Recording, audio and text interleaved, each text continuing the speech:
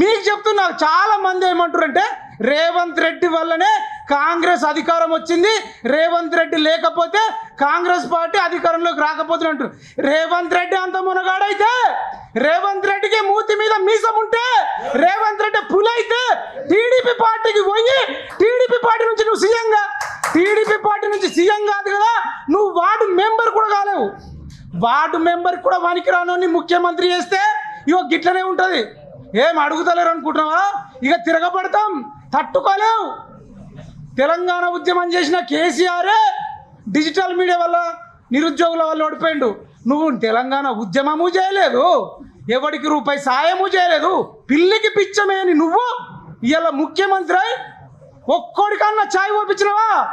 ఒక్కోడికన్నా నీ జీవితంలో అన్నం పెట్టినవా? అసలు ముఖ్యమంత్రిగా కాదు, నువ్వు మనిషిగానే పనికిరావని ప్రకటిస్తున్నాం.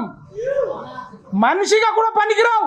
ఎన్నికల కమిషన్కు, సుప్రీంకోర్టుకు చెప్తున్నాం. ఇలా ఎవడు వాడితే వాడు ఎమ్మెల్యే అయిపోడు, ఎంపీలు ముఖ్యమంత్రులు మంత్రులు అవుతారు. క్వాలిఫికేషన్ ఉండొద్దా? ఇప్పటి నుంచి ముఖ్యమంత్రులకు కానీ మంత్రులకు కానీ ఎమ్మెల్యేలకు కానీ పోటీ చేయాలంటే ఎగ్జామ్ పెట్టాలి. ఆ దిశగా మనం అందరం ఆలోచించాలని రేవంత్ రెడ్డి ఎంత డమ్మేయో ఇంకొక లైన్ చెప్తా. ఆయన మహబూబ్ నగర్ వంశీచందర్ రెడ్డిని మహబూబ్ నగర్ జిల్లా ఎంపీగా గెలిపించుకోలే, డీకేఆర్న గెలిచింది. చేవెళ్ళలో ఇన్ఛార్జ్ ఉంటే రంజిత్ రెడ్డి ఓడిపోయిండు. ఆయన ఉండేది సికింద్రాబాద్లో, అక్కడ దానం నాగేందర్ రెడ్డి ఓడిపోయిండు. మల్కాజ్గిరి ఆయన సిట్టింగ్ ఎంపీ, అక్కడ కూడా పట్నం మహేందర్ రెడ్డి వాళ్ళ వైఫ్ ఓడిపోయింది.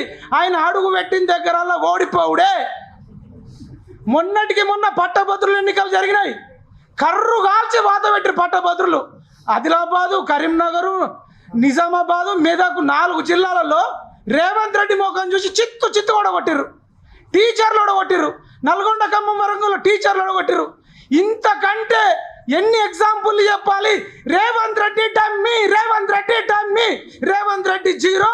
ఫైనల్గా రేవంత్